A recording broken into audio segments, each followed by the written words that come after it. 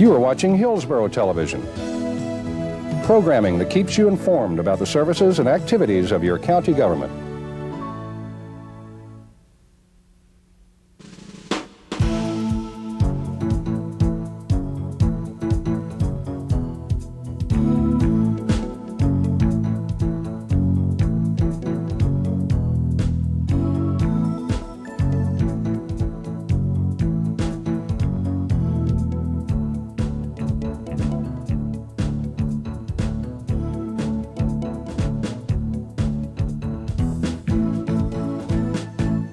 Hello and welcome to Beyond Today, the program that addresses the future of our community through conversations with people who are working today for a better tomorrow.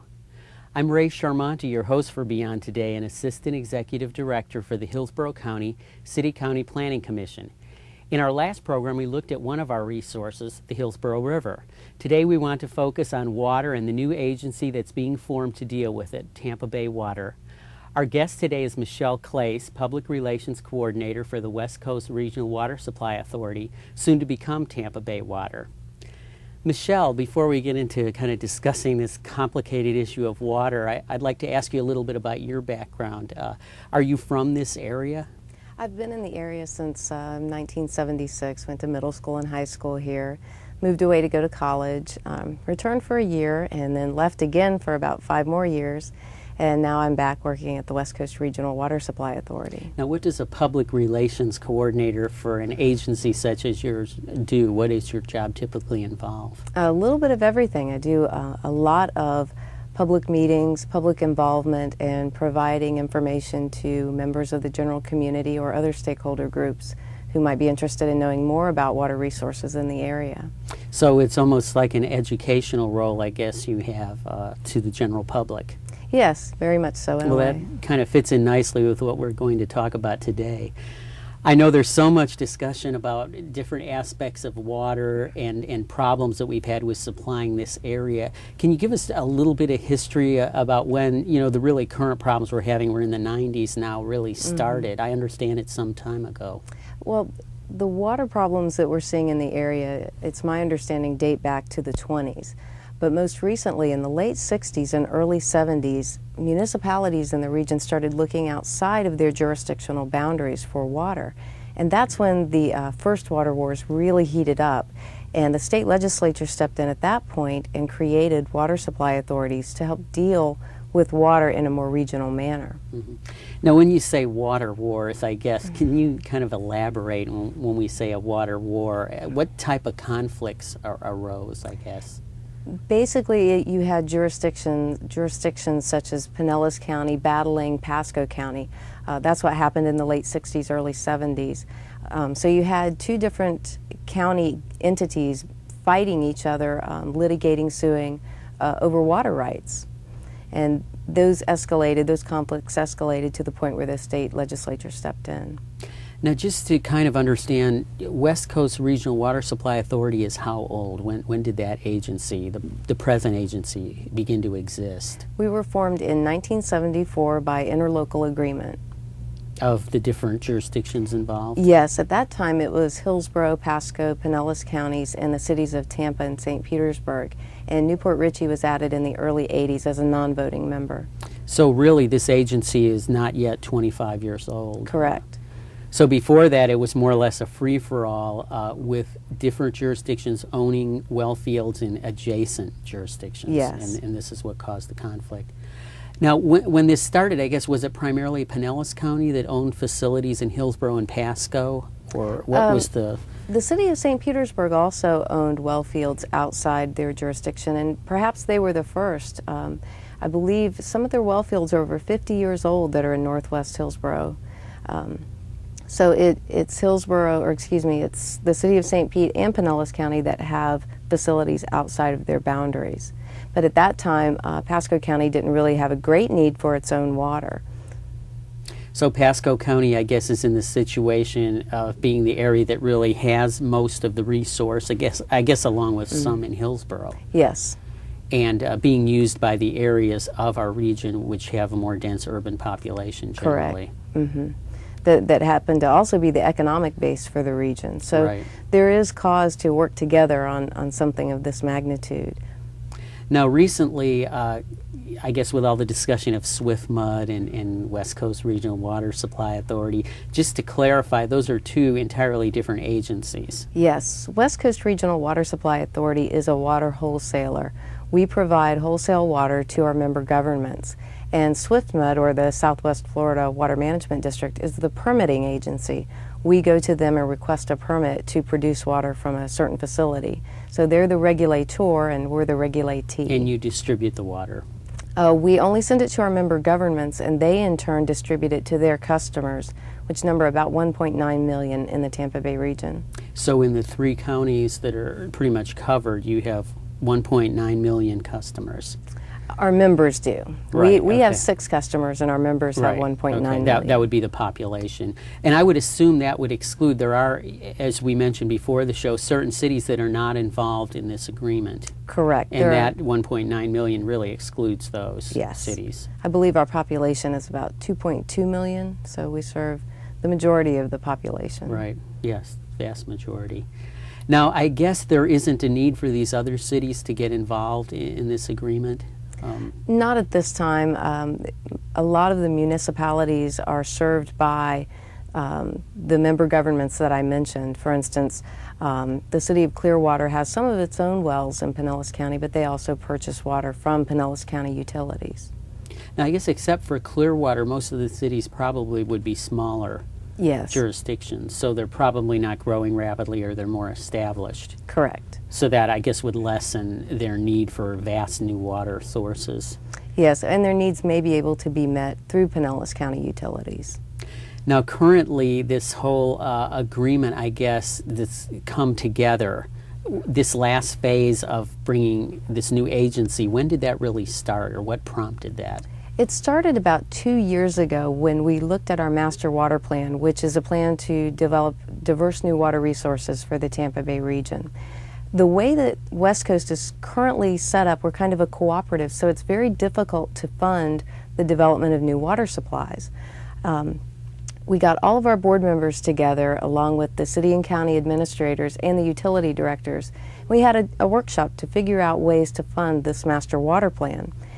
During those first 2 workshops, the concept of a true regional utility came up. And it was really a unique moment. Everyone said, yeah, that's a good idea. Let's look into it a little bit more. So for the next 2 years, that what we call the Group of 18 investigated becoming a true regional utility. And through all the economic analysis that they did, they found that it truly is feasible. And not only is it feasible, but it could end all of the battling over water that we've done for the past 20 years.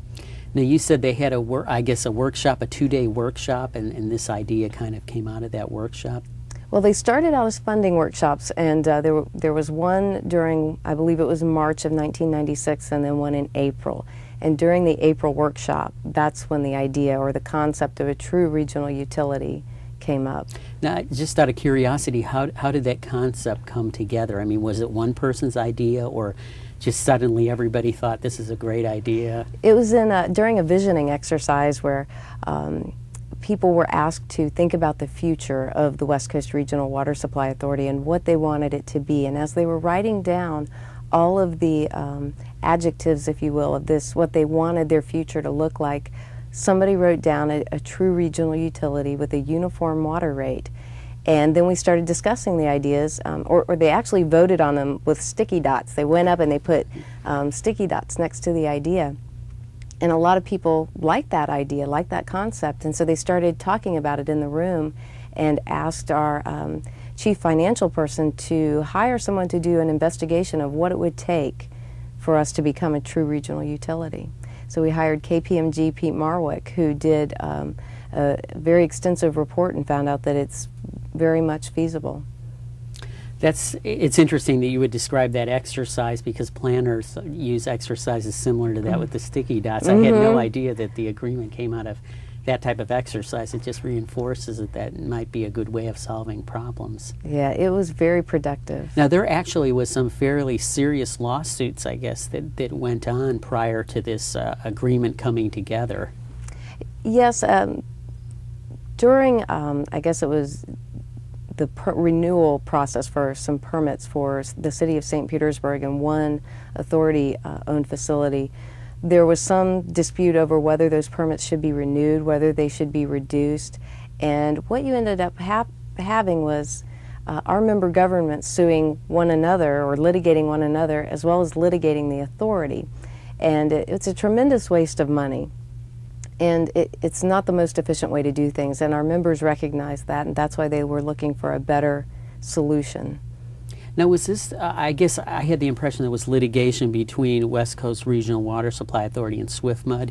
Is this that the was litigation? Part of it. Okay. Yes. But yes. there was really more than that even going on. Yes. Yes, you may have had the city of St. Pete litigating the Southwest Florida Water Management District, and I believe Hillsborough County sided on the side of the Southwest Florida Water Management District. So they, in a sense, were suing themselves because they were litigating the authority who they are a member of. So you can see that it wasn't the most productive way to deal with disputes over water. Now, was politics kind of kept out of all this debate, or this isn't really a partisan issue? Is it the water issue? It's more maybe the different counties that are being represented?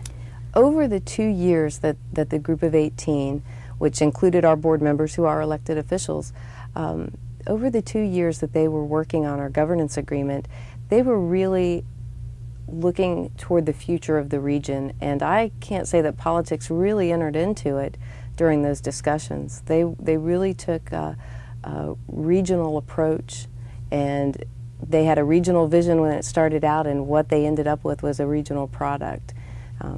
I think that it was remarkable, and it's really a model for regional cooperation. Well, as a planner, I find that whole concept very exciting because many times there are a lot of issues that I think should be looked at in a regional way, and they aren't. It's interesting that the most controversial and difficult, I think, of all the issues would be the first to be dealt with. It's almost like we jump to the most difficult one, so that bodes well for the future, I hope, on regional cooperation. At our signing ceremony, I believe it was Peter Dax summed it up by saying, if we can deal with water in a regional manner, there's nothing that we can't accomplish. I think that it is probably correct. Now, what date is the new agency going to go into existence? Right now we're working towards initial implementation on July 20th. There are a number of steps that have to happen prior to us becoming Tampa Bay Water. Then after initial implementation, we have a number of other steps to complete before we become the true regional utility with a uniform water rate. Great. Well, I think when we come back, we'll maybe talk about some of those steps that are going to be taken. I'm Ray Shermonti, and we'll be back in a couple minutes to continue discussing this new agency that's being created, Tampa Bay Water.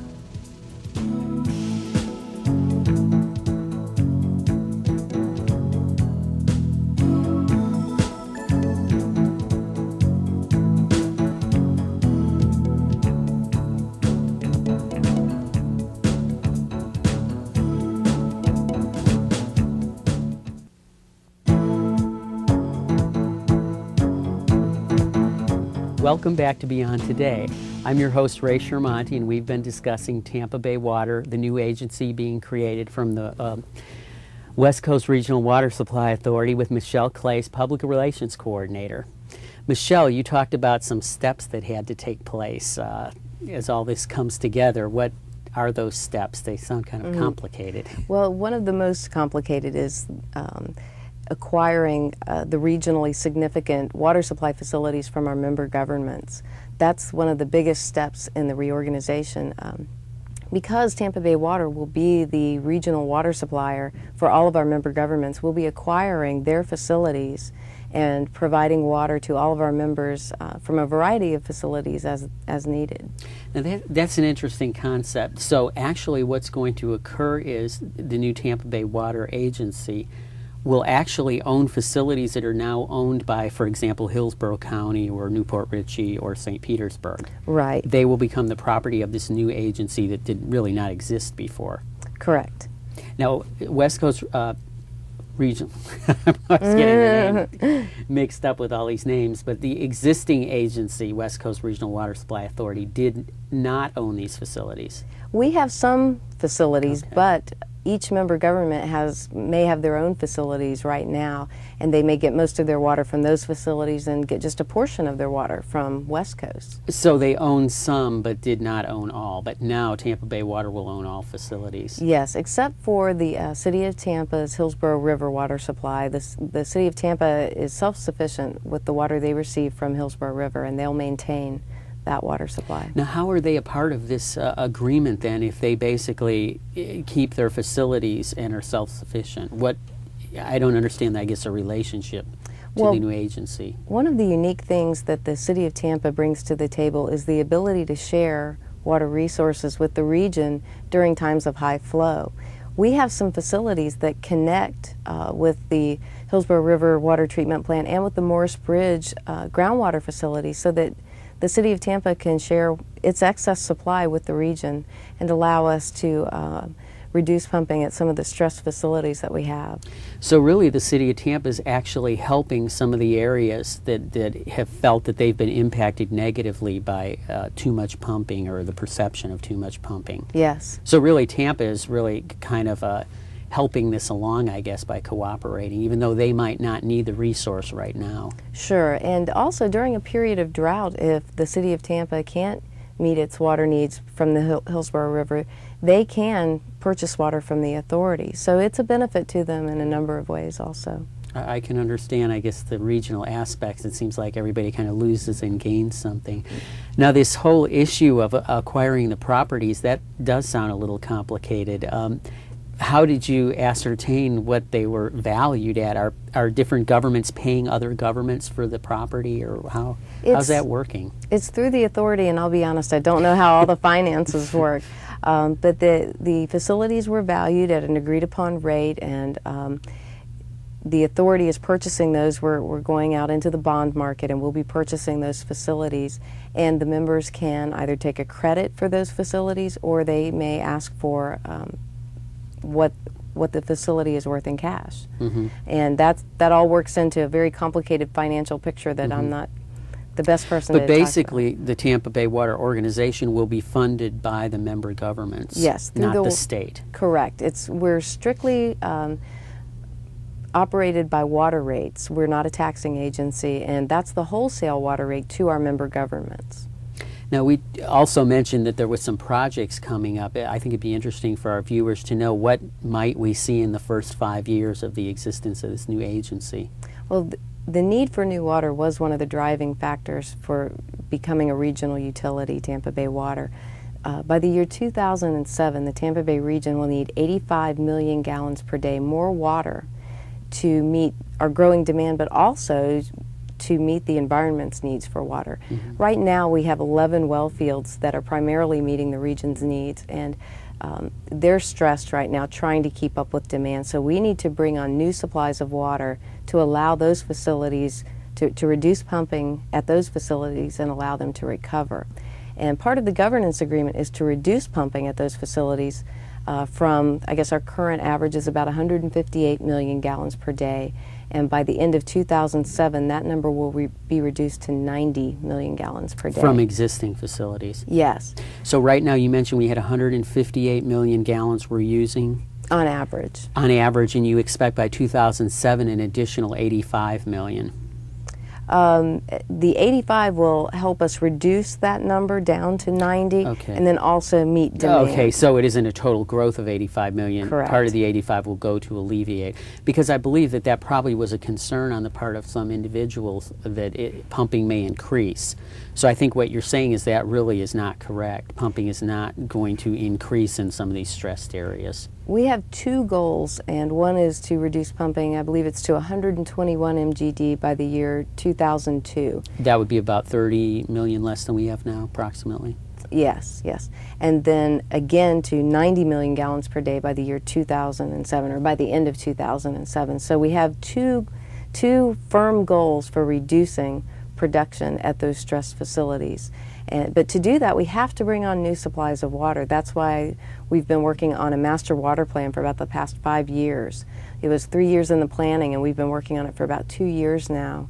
And a lot of your viewers are probably very much aware of the projects because we've had about 20 public meetings in the past year. to get citizen input prior to developing the projects. So they know the project, at least the people that have been involved. But Sure. I'm sure there's a lot of people out there that haven't been to these public hearings, and they probably, are just beginning to understand what's occurring as far as the solution to the problems. But when you talk about these stressed areas, I guess just what are the areas that are the most stressed in the system right now? We see a lot of stress in the central Pasco area, and to some degree in northwest Hillsborough. It's very much site specific, and of course it depends on rainfall factors and those sorts of things. Now when we talk about central Pasco, are we talking about between Land of Lakes and Newport Richey, kind of that vacant area, or more? More central than that. We do have one facility over in the Newport Richey area, the Starkey Well Field, but primarily I'm referring to our Cypress Creek facility and the Crossbar facility. And again, that's why we're bringing on new supplies of water, to be able to reduce pumping in those areas. Now that particular area, isn't that connected down into Hillsborough County also? Those facilities do serve the entire region, Hillsborough County, Pasco County, and Pinellas County. So that whole, it's kind of an interconnected system in that area of stress. And then you mentioned, I believe, northwest Hillsborough, is that yes, showing some signs also? Yeah, depending upon the specific facility, we're seeing some well fields in that area. We're seeing some environmental stress, some site-specific. So we're working very hard to reduce that. Now, we're probably going to see some new technology involved in all of this. Can you tell us about that? Sure. We're looking at a number of different projects in the Master Water Plan. Probably the one most people have heard about recently is seawater desalination. And of course, that will require new technology. We're looking at a 20 to 50 million gallon per day facility at that. And all the projects I'd like to point out that we're looking at haven't been decided upon yet. We're just investigating them at this point. And then in November, our board of directors will decide which projects will best meet the region's needs. So desal is one option we're looking at. We're also looking at surface water, and we're looking at an enhanced surface water system where we have 3 projects. One is water from the Tampa Bypass Canal, water from the Hillsborough River, and water from the Alafaya River. We take that water and use what we can, and what's left over we store in an above-ground reservoir for use when it's dry and we need the additional water. Now, that's an interesting concept, I guess, a reservoir in Florida. It's not something that's really used a lot. When you say above ground, what are we talking about, I guess? Well, Florida doesn't, especially this region of Florida, doesn't have the topography to support a reservoir like you might see in mountainous areas, say in California or even Georgia. So we would have to build a reservoir above ground or partially below ground and the rest above ground. One area that we're looking at is mined out phosphate areas where the environment's already been disturbed, and we can go in and build a reservoir without having to disturb undisturbed lands. Mm-hmm.